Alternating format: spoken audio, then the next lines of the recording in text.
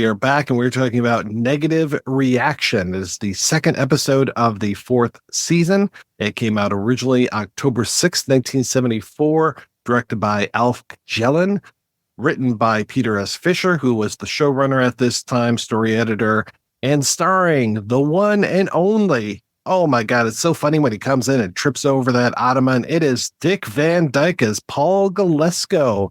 He is a very snooty, world-famous photographer. I guess photographers could make a lot of money back then, or I guess when you're charging $24.99 for a book, you're going to be making money hand over fist, my friend. So yes, it is the one and only Dick Van Dyke playing against type in a big way, playing Paul Galesko, major dickhead. One of my favorite episodes, I think it is. I had such a fun time going back and rewatching this one. But Chris, I'm so curious, what are your impressions of Negative Reaction? So Dick Van Dyke is 98 years old, by the way, which is good for him. I don't have a lot of experience with Dick Van Dyke. Given my age, I feel like the things that I know Dick Van Dyke for are Mary Poppins, which I never really saw as a kid, but I saw Night at the Museum. So that's what I know him from, because he plays one of the guards of the museum at the beginning of the movie, along with another classic star of stage and screen, Mickey Rooney. So it's the two of them kind of hassling Ben Stiller. So I don't have a lot of experience with Dick Van Dyke. However, this is a Columbo episode, so my experience with Dick Van Dyke maybe isn't as important. All that to say, I liked the episode.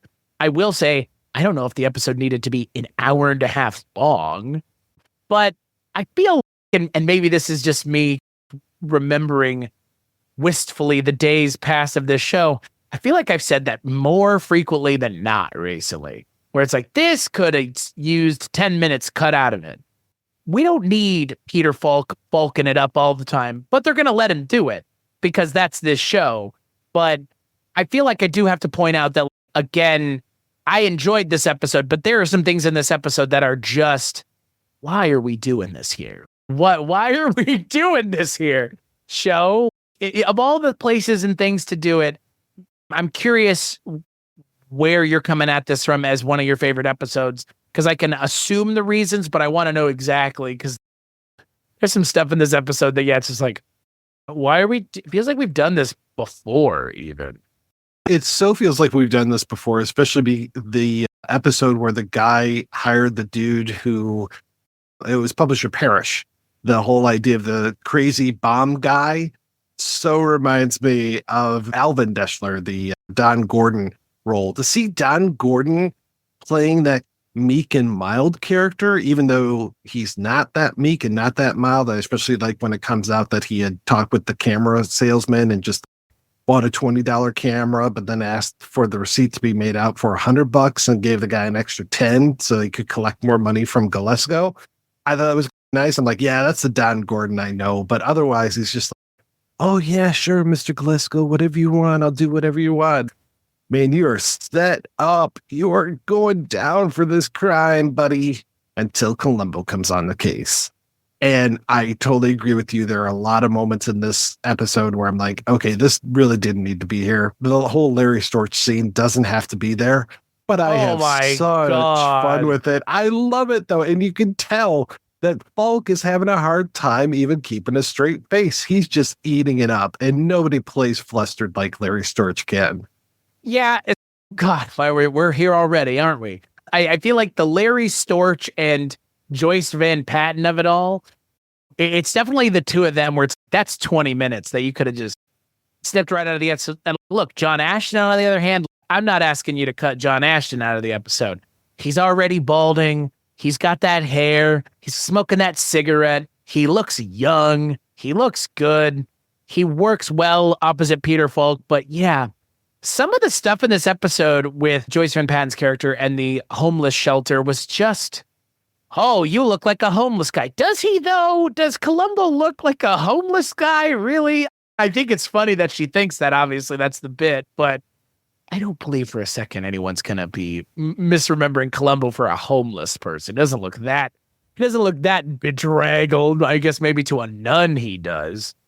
I really like that. And of course, our old friend Vito Scotti coming back in this one, playing the drunk, getting what, two scenes at least in here. We hear about him in a third scene where he's talking with the police. But yeah, I like that stuff. This one, normally I would be like, what the hell? Like that whole computer printout thing that we were talking about recently and how long that went on for no good reason. But this just feels like it gives Falk more to chew on. But I can totally see where you're coming from. I could see not liking those scenes, but I'm just eating it up with a spoon. I like the scene where he's in the camera store. I like that scene a fair amount because again, it's just like Columbo plays dumb so well, and he knows how to get information out of people in a way that's just, I don't know, it feels effortless with him. And in that scene, I love how he can play at times flustered, but at the same time, constantly digging for information. And I love how he digs. I love the way the character is written in this episode. In terms of the way Columbo as a character is written in this episode, because that's the other thing we have to take into account.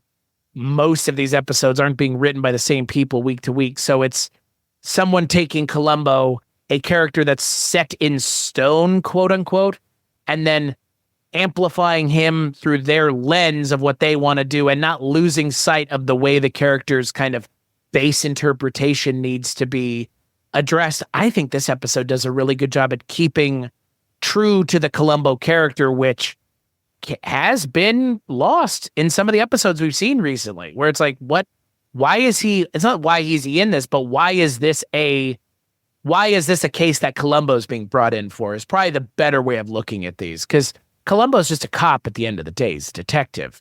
But it's the cases that he's brought in on that allow him to show his expertise of deduction. It really does give him a chance to flex and, like you said, just keep true to that Columbo-ness of this.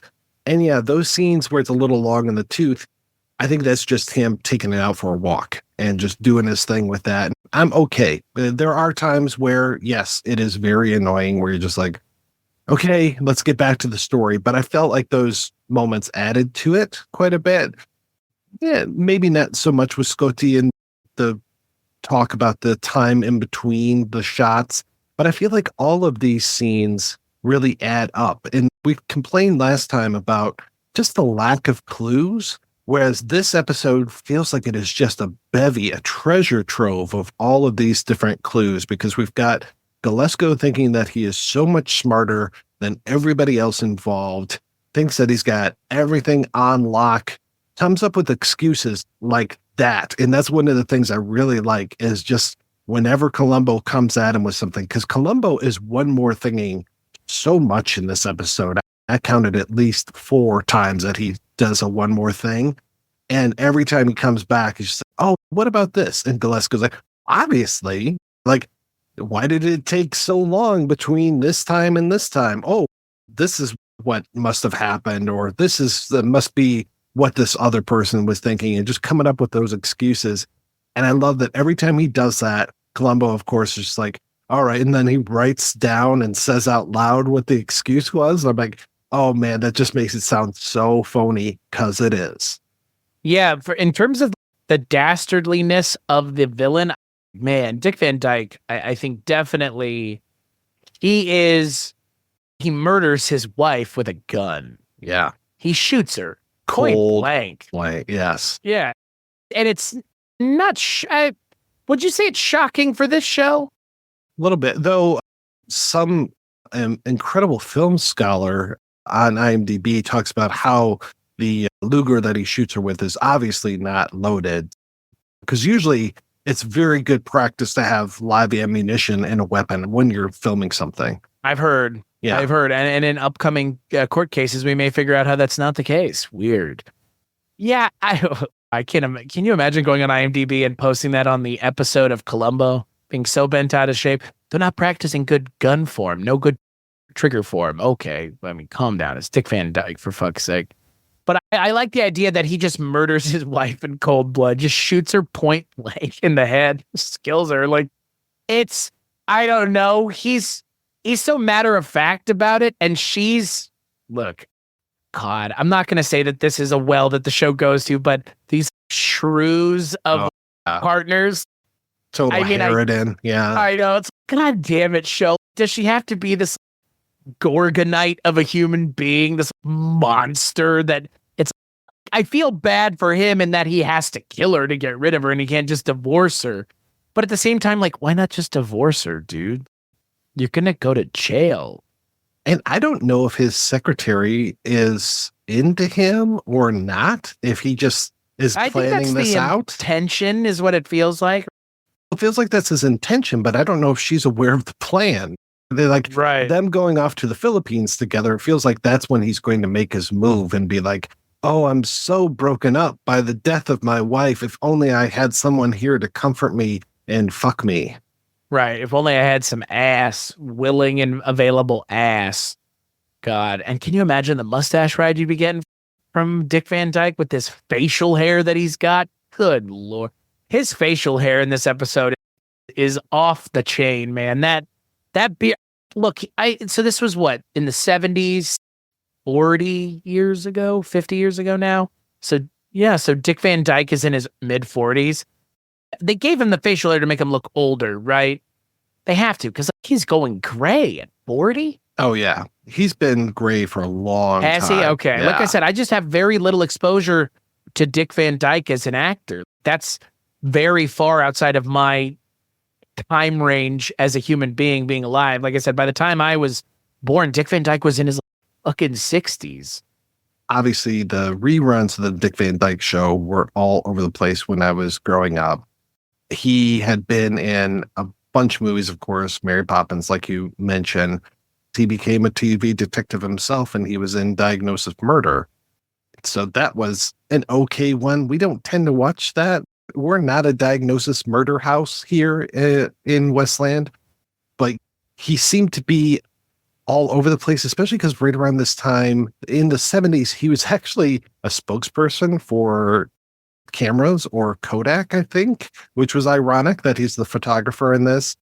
The Kodak Pocket Instamatic camera starts at less than $28. The complete outfit's a little more. Just tell them to remember which pocket they put it in. The Kodak Pocket Instamatic camera. And then also he was in a ton of PSAs, like the whole stop, drop, and roll. Like I learned stop, drop, and roll from Dick Van Dyke in his commercials. I'm rolling because I want to show you what to do if your clothes ever catch on fire. Because the fire won't just burn your clothes, it'll burn you. So don't run. Don't stand up at all. Just fall down and roll. That way it'll squash out the fire and save your skin. So remember, if your clothes ever catch on fire, roll, roll, roll your body.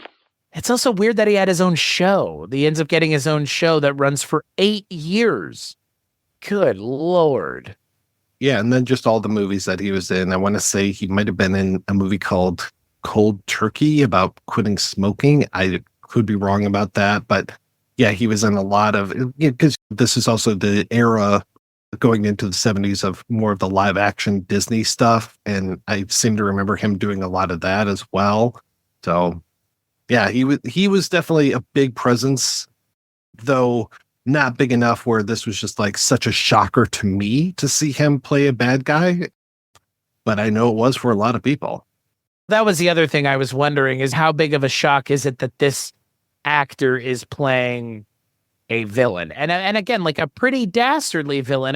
I am surprised in a lot of ways that this guy gets his hands as dirty as he does, because the other villain that was doing this did not get his hands this dirty. The idea was, I'm paying someone else to get their hands dirty. And this guy is just, he's just the patsy. He's just the fall guy. He doesn't even know he's the fall guy. And I'm not saying in the other episode he knew, but in the other episode, he was the one who committed the crime.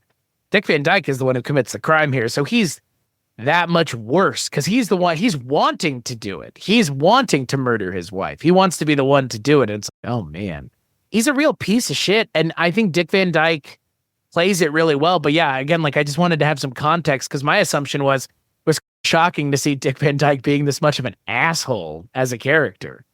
But I love it. I love that he's the mouse that Columbo gets to play with for an hour and a half, because that's The thing too is that the worse the villain, the better it is to see them get their comeuppance and to see Columbo have this mounting pile of evidence and just one thing after another. And we haven't even talked about the end of this, and I want to save that for a little bit from now, but just to have all of these little pieces constantly going, it just makes it even sweeter to me when he finally gets his just desserts. There's a lot of things that go into getting to the ending. We have to get to the point where Columbo understands cameras. We have to get to the point where Columbo understands film composition. We have to get to the point where Columbo understands how that back and forth between him and Deschler, how that went back and forth because of the timing of it all. And then there's a couple other like small pieces of evidence. He sees his pants don't have the powder burn, or it does have the powder burn on his pants, but there's not one on the other guy. So it's how did it, I kicked the gun and all this horse shit. But what I like is, to your point, the several bigger components build on to one another to create a whole piece of information that is used to catch him.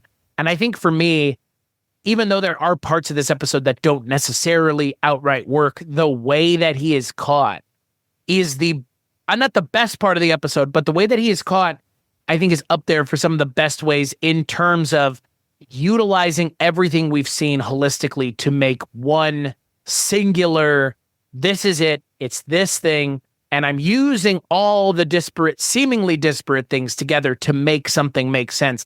I like that almost more than most of the ways people have been caught up until this point in the show. The end of this episode is basically a drawing room sequence. This is as close to Ms. Marple and Hercule Poirot as we get, which I think is fantastic.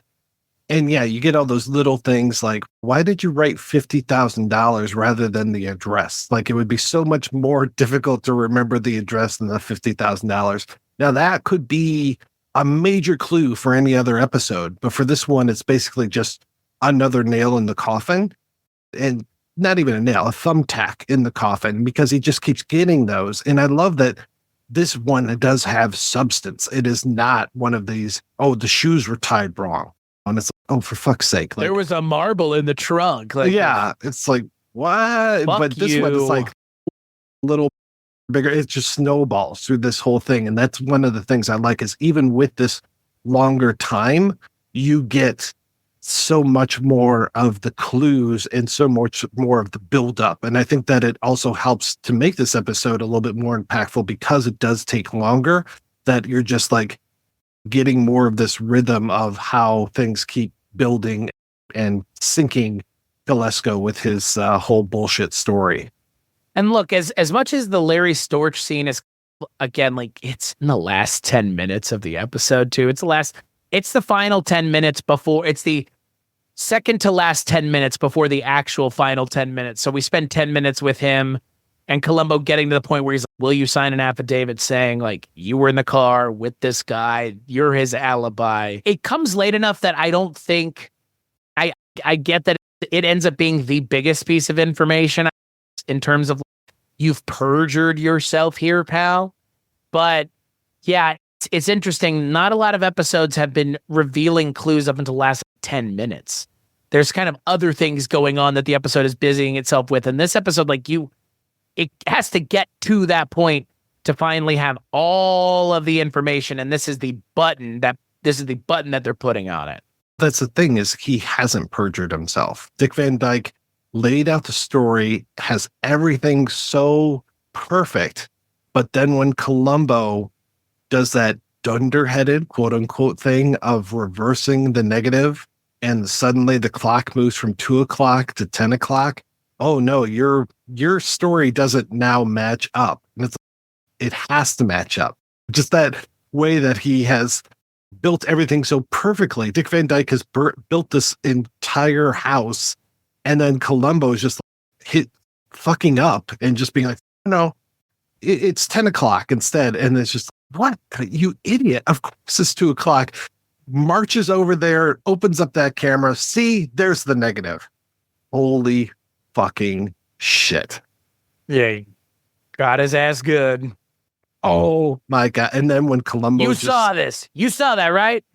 Were you a witness to what he just did? Were you a witness to what he just did? Were you a witness to what he just did? I'm just like, oh, is this like a reference to like Peter in the Gospels or something? Like 3 times he gets caught by these guys. Yes, they will all swear that they just saw him go over to that camera, open it up. You didn't pick that camera or that camera or that. I just love, man. This is one of those primo, you got him moments for Columbo. This is up there for me with the pulling the gloves out of the pockets moment. And the fact that the way that they set the scene up initially is they come in with Columbo and he's sitting there redoing the ransom letter. And you think that it's going to be that. And you think that is going to be how he gets him. They fake you out within the scene itself, which I think for me is the most important part about this episode, is this episode keeps you guessing on how Columbo's going to do it. Columbo's going to catch him. That's always a known. Like by the end of the episode, this person's not getting away.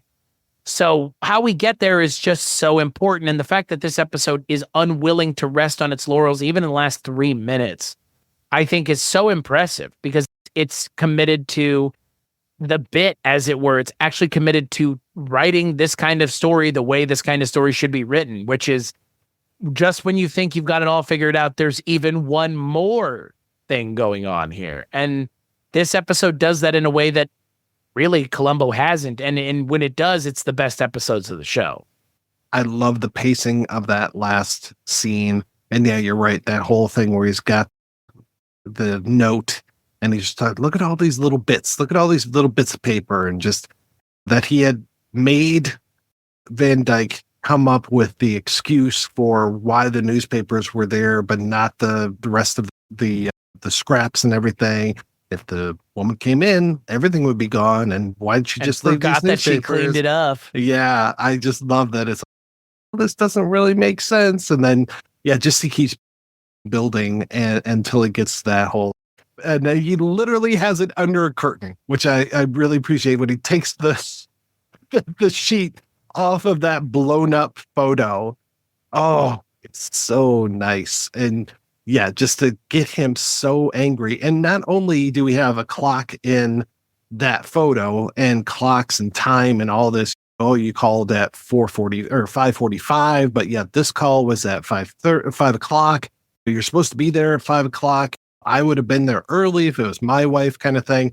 But then you also have the metaphorical ticking clock of the trip to the Philippines. So we have to get everything done before they leave the country. A little Johnny Cash moment. So I thought that was nice too, that you've got both of those coming together. It's we have to solve this case by this time. Otherwise, this guy's going to get away clean, going to go to another country, will probably never come back. Yeah, that's the other thing that wins.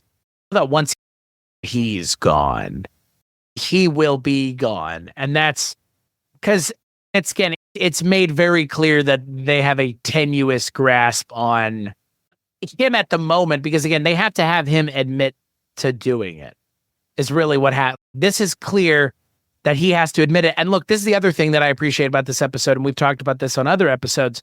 There have been some of these where it's, this shit's pretty impeachable. Columbo this guy's not going to jail. Columbo's going to get slapped on the wrist. You're trying to do it again, man. Stop it. You can't get people on this circumstantial ass evidence. This time, ain't nothing circumstantial. The only person who could have known which camera it was is the person who was taking those pictures. And there will be, I don't know how there would be any way in a court of law he could get around that.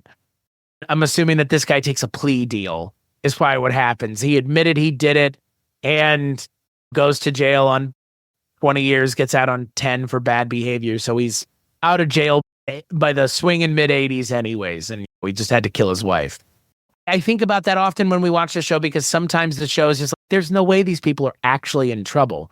This episode, Dick Van Dyke signs his own death warrant and does it with such aplomb. Oh, you fucking idiot. Like, the one mistake you can't afford to make is the mistake that you made, which is fucking up in front of Columbo, because he is waiting for you to fuck up the only way that he can get you to fuck up, which is this. This whole episode's been building to this one moment of only the person who took the picture is the person who was there, and that has to be Dick Van Dyke or somebody else, and he outs himself. And yeah, it's really well done. I had a false memory about this episode for a long time. I always thought that the main cop that Columbo dealt with was Jerry Van Dyke, the brother of Dick Van Dyke. I don't know why I thought that, but then going back and seeing Michael Strong in this role as the other detective, I'm like, oh, okay, yeah, he looks a lot like Jerry Van Dyke did at this time. So I thought that would have been, oh, I can be in your episode, but you got to throw my brother a bone kind of thing. But I really like Michael Strong. I've only seen him that I remember in a few things, but he's in one of my favorites, Point Blank, the Lee Marvin film. So it was really nice to see him in here. And I think that he does a good job of being present, but not overwhelming the narrative. He's not Bob Dishy. He's just like, okay, I'm just this other dude, but he's got enough charisma that you can always tell when he's on screen. We also mentioned early on that John Ashton is in this episode. He's in it. He's not given much to do, unfortunately. I think Michael Strong is given more to do than he is, and he shows up more throughout the episode. This episode, I think, is strong front to back. Again, the little additional Peter Falk-isms, I just have to deal with that moving forward. Not like it's a bad thing, but like it does. It just, come on. I get it. You're in charge. We get it. Like you're the one telling people where and how to sign and on what line to sign on. We get it, Peter Falk. But I don't know if I need to see you and Larry Storch sit in a car for 10 minutes and yuck it up. Yeah, I did have a chance to talk with John Ashton about, because if somebody's on Columbo and I'm talking with them, I will ask them how their experience was. He said he had a great experience on this and that. Peter Falk was a very generous actor and would actually run lines with him. It wasn't just like him in his trailer alone or back someplace just doing his lines. Falk would run those lines with him so he could actually get a real feel for it, which I thought was pretty great. I get the distinct feeling Peter Falk was an actor's actor, but he was not a director's actor. There are actors that other actors love, and then there are actors that directors love. And then there are actors that actors hate, and then there are actors that directors hate. I think Peter Falk was an actor that directors hated, but actors liked. And I think that's because he stuck up for actors and actors' rights, which, if you're in the position that Peter Falk was in, that's not as easy of a thing to do as it would seem, because the visibility of Peter Falk makes it less tenable to do, because why would you endanger your career for other people's career, or just the need to have an industry actually treating people with respect? And Peter Falk thought it was important. And look, it's like anything else. If you open the door, why not let your couple of your friends in through the door too? That's what Peter Falk was doing, clearly. Hulk Hogan was doing it with Brutus the Barber Beefcake his entire career. So some people got to make money. Everybody's got to eat. Vito Scotti's got to be Peter Falk's friend. It sure feels like it at this point. But I read that Fred Draper's even in this episode at one point. I didn't see him in here, but I'm just like, okay, that makes sense, because he seems to show up in so many of these. Peter Falk, I think, again, like the stories about him being prickly, I totally get it, but I also want to make clear, like, sometimes the person telling the story is just important as the person the story is being told about. And directors and producers not resonating with Peter Falk and what he does, and that's not surprising, is what I'm getting at. There wasn't a whole lot of dirt behind this one. I read The Usual Suspects, Mark Dawidziak's book, David Koenig's book, some of the other ones that are on the bookshelf now, which is so nice that we're getting more of these Columbo books. Koenig was talking about some of the actors that were up for the role or had been talked about for the role of Galesko.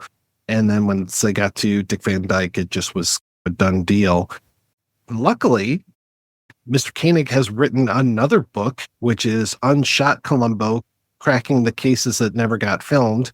And we'll actually have an interview with him after we're done talking about negative reaction. So I hope that people will stick around and hear that, because it's another amazing book. And to hear from each of these seasons which scripts got picked versus which ones didn't, and how far along some of these scripts got to, it's pretty remarkable. And a season like this, where you got 6 episodes, there are a lot of contenders in the running for being filmed for this one. Yeah, 6 episodes. It's just that's a lot of people vying for an opportunity at that table. And yeah, because some of those episodes in the last season were like, why were they doing this again? Why waste that time, that precious time that you're given on a retread? And so far this season, I don't feel like either one of these have been real retreads of, they've had elements from other ones, but it hasn't been like a hard and fast total retread. When we come back next month and we talk about By Dawn's Early Light, this is also the beginning of the Patrick McGoohan era, and McGoohan plays a huge part in Columbo going forward. Which is completely fucking insane to me. Patrick McGoohan has had nothing to do with the show up until this point, though, correct? Correct. Yeah. Okay. For those of you that don't know why I'm reacting this way, Patrick McGoohan is someone whose show, The Prisoner, Jess and I covered many moons ago on the one season show. And Mike, The Prisoner, good show? Until that last episode. Holy fuck, ain't it? Good Lord. Anything Patrick McGoohan kind of sends a chill up my spine. Somebody walked over my grave because Patrick McGoohan's kind of an unfun dude. He was so unfun, he didn't think that James Bond was a character he wanted to play because the character had too much sexual intercourse. My British sensibilities have been impinged upon. What the fuck, dudes? Patrick McGoohan being in things that I like, maybe not a good thing, is what I'm saying. Yeah, Patrick McGoohan and Peter Falk, I can't think of a stranger friendship, especially just to think of those two walking down the street together. To hear that this is going to be a thing that persists and continues, and it's not just a one-off, I'm excited, but with a fair amount of trepidation. Until we come back and talk about that, Chris, what are you up to these days? Just working on podcasts over at weirdingwaymedia.com, where everything I work on can be found, other than Ranking on Bond, which is on our respective Patreons at the $10 level and higher once a month. If that's the thing you're interested in, which it might be, you can check it out there. What about you, Mike? Pretty much the same thing. All the way down the line, we definitely talk about that sexuality of James Bond and just how he's banging anything that moves a lot of times. He's worse than Captain Kirk. McGoohan wants none of that. How dare you? An affront to my British sensibilities that characters are having sexual intercourse. Without a Jimmy hat as well? My God. Jimmy hat. That's what they called it back then. Jimmy hat. My old John Thomas. God, can you imagine Patrick McGoohan hearing that penis song from Monty Python's Meaning of Life? Just like, oh my God. What is my ears hearing? God, such a fucking asshole. It's so weird because Patrick McGoohan is just, that this is the last moment before he becomes an integral part to the future history of this show is, oof. Yeah. For better or for worse. There are times where I really like McGoohan and other times where I could really do without him. But in the next one, I like his character quite a bit. So I'm curious to get your reaction when we come back to talk about By Dawn's Early Light. Until then, stick around for that interview with David Koenig, and we will catch you next month.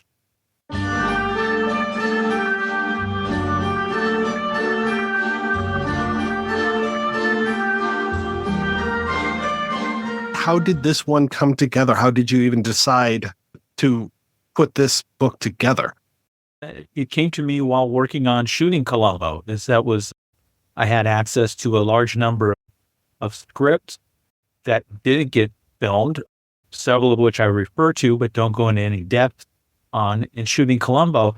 And one of the themes of the production of the show Columbo was Peter Falk using the excuse and his producers as well of, I'm only doing 2 or 3 or 4 or 8, whatever, a small number of shows this year because we don't have enough good script. If we had more good scripts, we'd make more shows. That's why we only do a handful each year. And I'm getting access to some of these unused scripts, and I'm like, these are really good. How come you didn't make these? And so that's when it occurred to me is I wonder if is it just these half dozen that I stumbled on, or are there more? And why really didn't they get made? Because some of these, I was able to find close to 20 scripts, And most of them are really good or could have been good with a little massaging.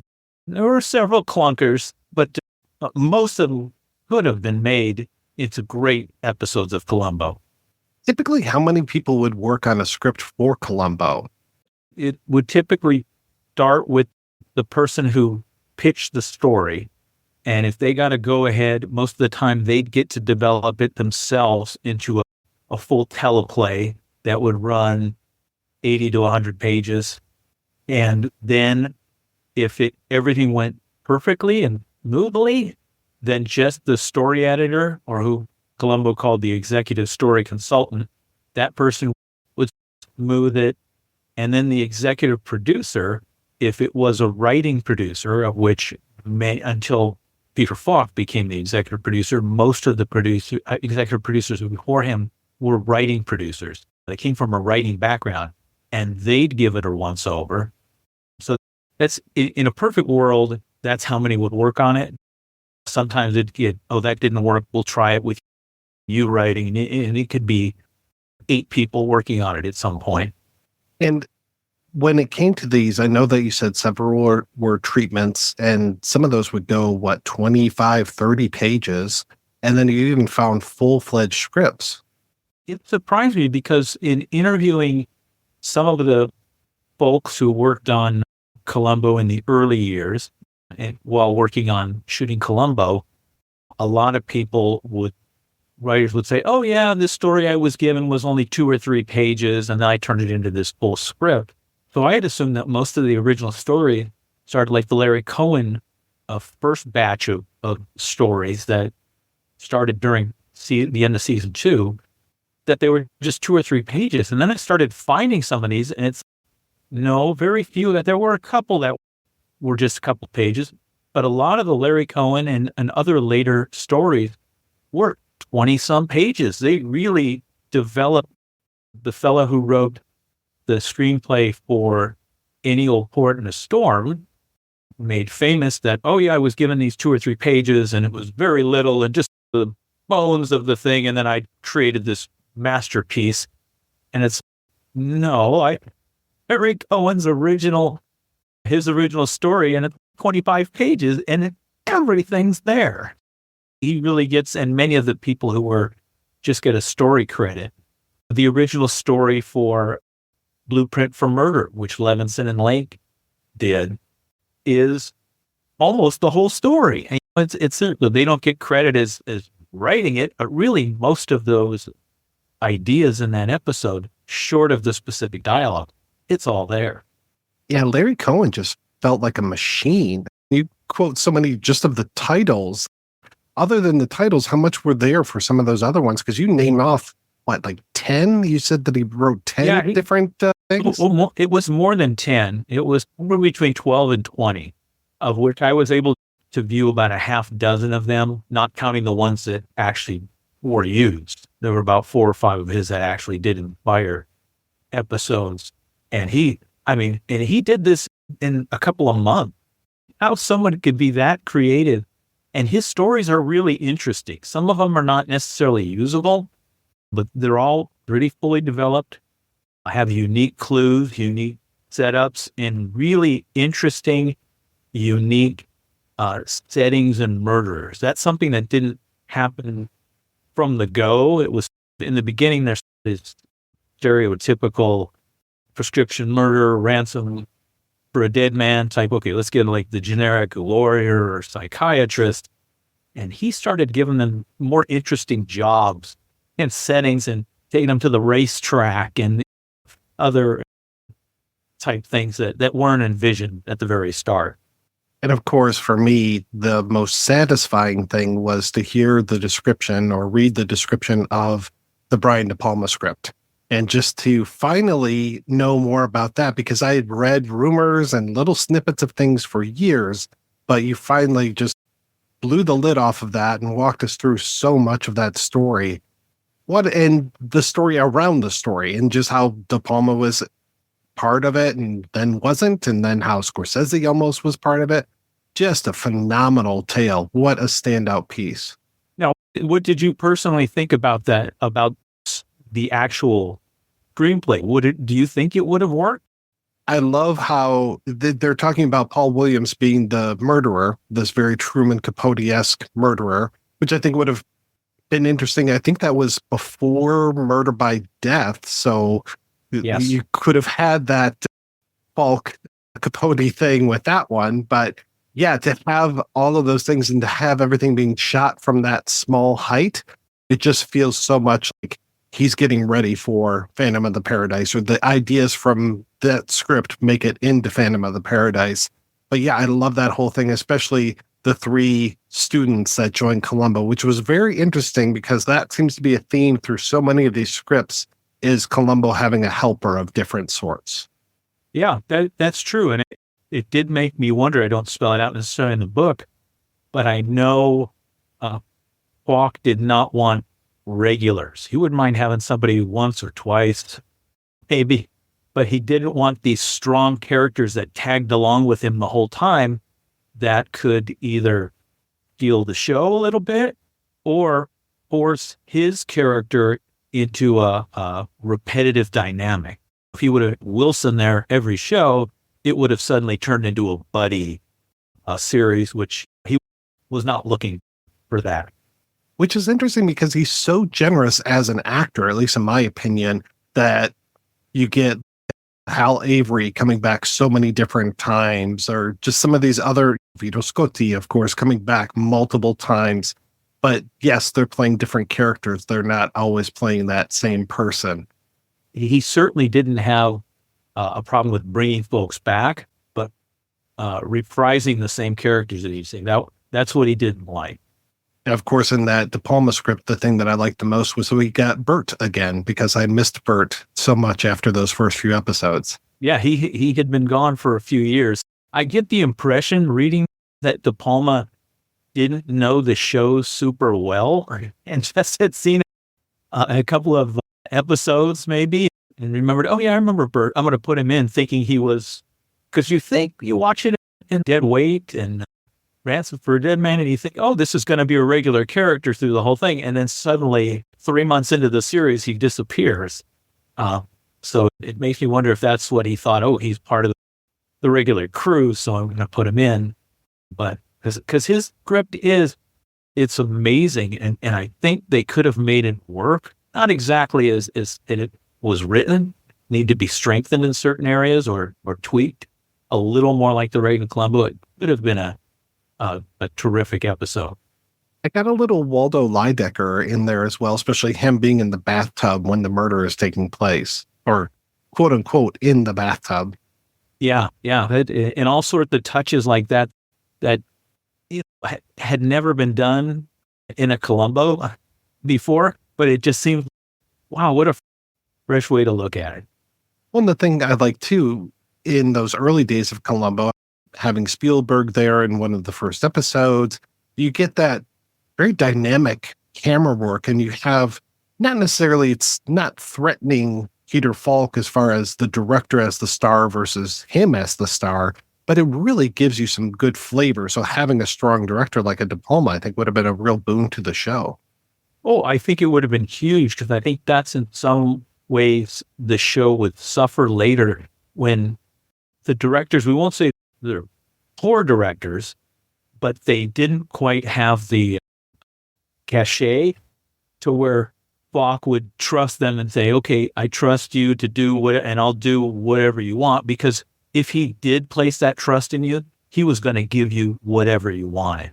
And if what you wanted was a little misguided at times, as Patrick McGowan could be, it would take you in places that some of us disagree you should have gone in. But if you could have had more Spielberg, maybe a Scorsese or folks like that who would have commanded his respect and he would have gone along with them, what interesting places we could have been taken. Oh, yeah. It could have been almost a little boot camp, because you already had Demi coming in there. Could have been like the postgraduate work from the Roger Corman School. Oh, that would have been great. Yeah. And the thing, too, that I appreciate about your book is that as you're describing these scripts, at the end of the description, you will break it down as far as what the weaknesses and strengths were, and then also what ideas would make their way into other scripts, or what ideas might have been recycled into those treatments or scripts? Yeah, because some of them were, especially with clues, because Peter Falk loved his clues. So even if you had a problem with your script, whether like in the De Palma one, his main problem was that the killer was too colorful. He was afraid he would overshadow his own character, who that's the main weakness of that script. If it has one huge weakness, it's that Columbo is underwritten in that his part is not very colorful, more than usual. He doesn't have a whole lot to do besides detective work. And this Truman Capote character is just over the top. He might get rid of a script for a reason like that, or because the story was weak. But if he saw a strong clue in there, he would put it in what they call his clue book, and he'd save it for later. And he would frequently get scripts that were pitched to them in which maybe he did like the story, and he'd go, I got a couple clues I want you to work. I don't know how you're gonna do it, but here's the clues. Work these into your script somehow. We just covered last month Exercise and Fatality, and that just, I think you said in your book that your first book, that there were a lot of recycled clues in there, and it felt like it. There were some. The most interesting thing about that was how Larry Cohen successfully pitched that story is in his pitch to Columbo. He made a big deal about his shoelaces clue. He went over the top. Then the front page of his pitch was, this is a clue that has never been done, that all the millions of viewers at home can participate in the clue as they're seeing it. They can take off their own shoes and tie them backwards. And never before in the history of television have people been able to solve the mystery themselves in their own home with their own shoes. So that always, I enjoyed that. It's like Larry Cohen as William Castle. Yes, he was. That's especially if you're Larry Cohen and you're pitching 15 stories at once. You got to make some of them stand out, and so quite a few of his treatments do have a little salesmanship built into there. Did you find any favorites, or were there any where you're just like, oh man, I really wish they would have made this? There were a handful that I loved, and that I think, if done properly, because especially in the later years, Columbo showed if done improperly, they could ruin anything. How good a clue or a story, if it was played wrong or written poorly, it wasn't going to work. But the De Palma script, I adored. That was wonderful.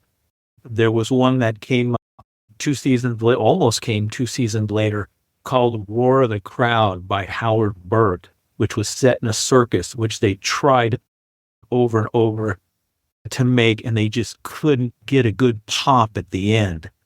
But he played a high wire performer in a circus, and it's just got so many wonderful, unique scenes. And my other two favorites there was one that originally started called Ladies Set for Death, which was the original Levinson and Link and Peter Fisher pilot for Mrs. Columbo. And when they pulled out of Mrs. Columbo, the script never got made, but Bill Link held onto the script. And when they needed scripts for the reboot of Columbo, he said, let's rewrite this one's such a good one, in which the murderer was like a Monty Hall, let's make a deal game show host. And it's just such a clever gotcha clue in which he's the murderer, but you don't know how he did it until the very end. And I'm reading the script going, how did he pull that off? Because it doesn't show how he successfully was able to get away with it. And then at the end, Columbo, and it's all very funny. And then, of course, my absolute favorite, and it's the one, if Columbo ever comes back, they have to make this. And that's the one that inspired Columbo's last case, called Hear No Evil. It is simply one of the best Columbo scripts I've ever read. By far the best unmade one. I've ever read. And it's just, it's filled with everything. It writes Columbo perfectly. It's an interesting story. It's got clues that are really different. It's got some funny set pieces, and it has so many callbacks to the earlier days of Columbo that anybody who loves Columbo would just love this one all the way through. Where are you finding all of these? Is there an archive at a university or a library, or these people's personal papers? Some of them are spread out at various libraries. There's a couple that are at the Academy Library in Beverly Hills, the Margaret Herrick Library, where they have just a huge repository of writers and actors and directors have donated their personal papers to there. The Writers Guild has a large script collection, including a few unmade scripts, the Jackson Gillis one specifically, and a couple other locations. And a lot of them came from folks who worked on the show and had these scripts that they were never able to use, who sent me copies, which was very generous, and I appreciate it. Were there better records for the older things or the newer things? There's always the split between the NBC days and the ABC days. It's not necessarily records because none of them came from NBC or Universal themselves. So it's not like one place was keeping records. It was just individual person by person. How many records did this writer, how many versions did they keep? I know one writer I spoke with who worked on a Columbo said, during COVID, I had to clear out my attic, and I think I just threw out all my old Columbo scripts. And I'm like, when am I ever going to need Columbo scripts? And I'm like, so I need your Columbo scripts. So it's just the individual person. That's been so gratifying to me because the two books I've written out on Columbo, I don't think could have been written 10 years ago because there just wasn't access to the material that I was blessed to receive.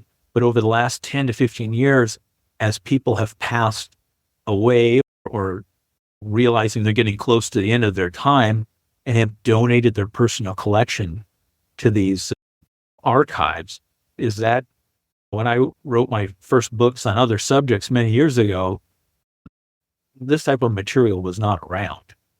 And now a lot of people do have, if you look hard enough, some of it's out there. You're talking about how the one script was almost a Mrs. Columbo. It was almost the finale. And then you've got these scripts, I believe it was Theodore Flicker, who his script for Columbo had also been pitched as a Macmillan and wife. And I can't remember if it was a third thing or not. These scripts move and change themselves. They're very mercurial, I imagine.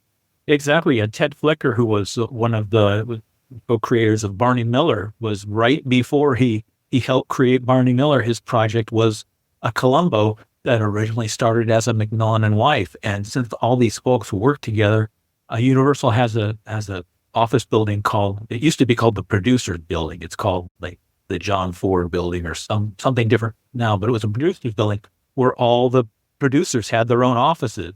And so the guy, Paul Mason, who produced Macmillan and wife, was just right down the hall from the guy who did McCloud, who was the guy who did down the hall was the guy who did Banachek. And, so if they read it and they didn't think it was right for them, it was not unusual for them to go, and typically they tell the writer, I like this, but it's because his script is just bonkers as well, really, which has a murderer who's like a Mr. Rogers type character.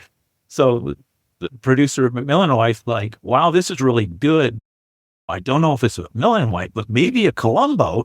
So he went down, he gave him some tips on, I've never written for Columbo, but I've helped him out around because they would always pass their scripts around. Can you take a read on this and give me your thoughts?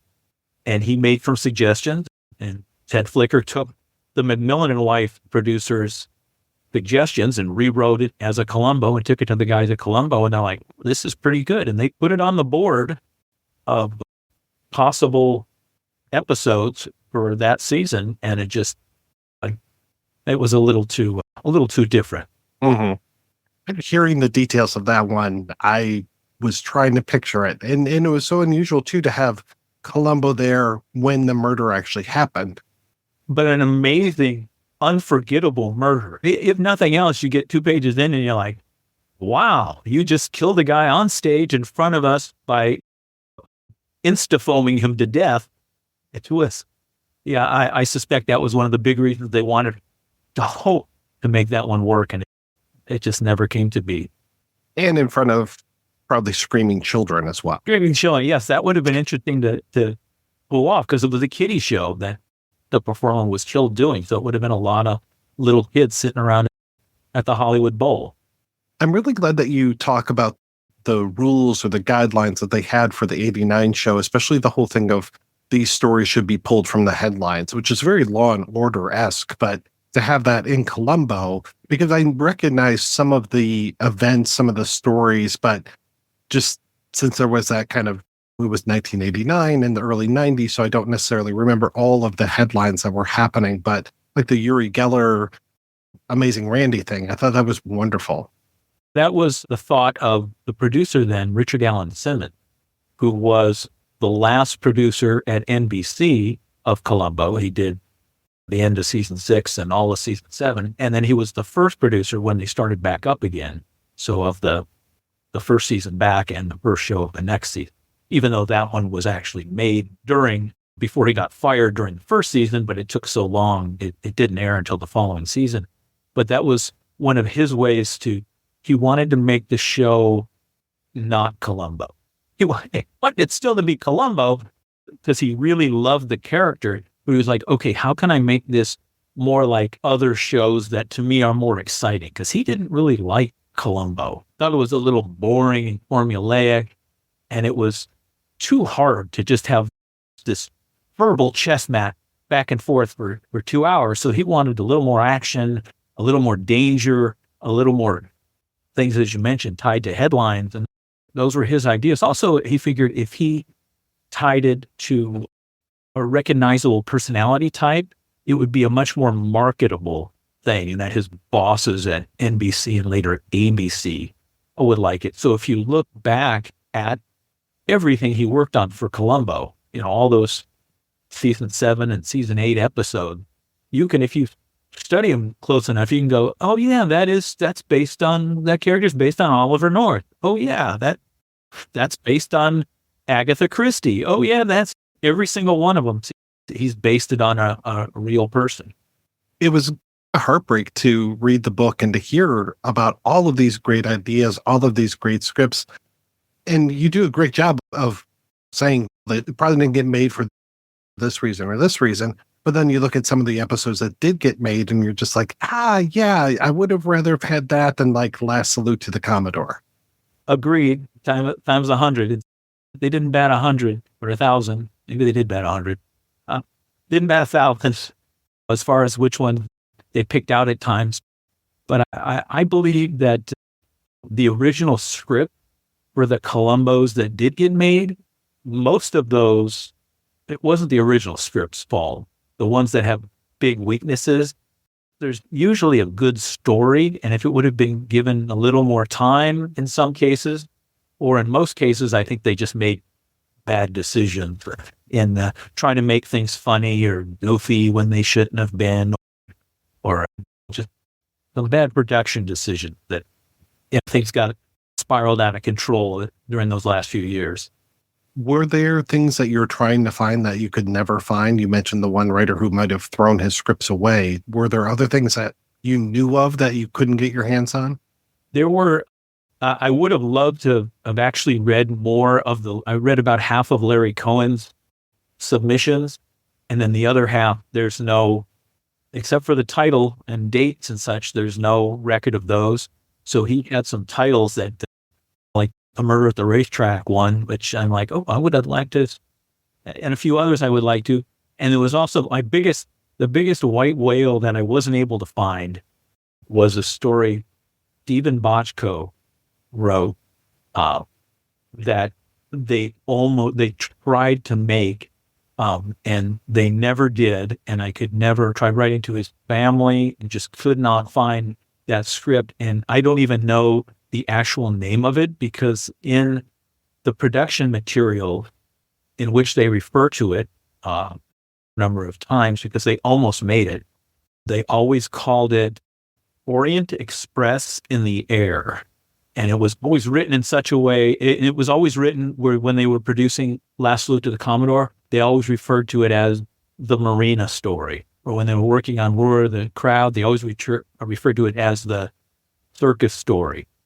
So I know it was just a nickname. That was the actual name of the episode. But that to me sounded like that's one I really would like to read. Because this was at the same time that they were working on Last Salute to the Commodore. And I know they wanted to do like a traditional whodunit type multi-suspect murder mystery. So I'm sure that's what it was like, just set in an airplane instead of on a train. So that would have been fun. And hopefully one day that'll turn out. So what's next for you? Are you going to be writing about Mrs. Columbo now? Nope. I'm not a massive Mrs. Columbo. I like my Mrs. Columbo unseen is my preference. So I've got a few more Columbo projects.